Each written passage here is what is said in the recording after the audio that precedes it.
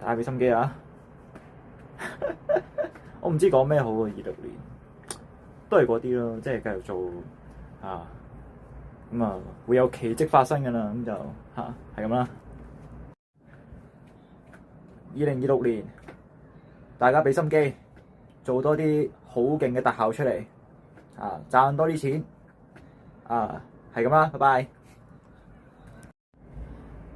2026年要再創奇蹟，明明要勁過25年嘅，我哋要成功做埋 success again successful again，OK？We need to shock the people, shock the world,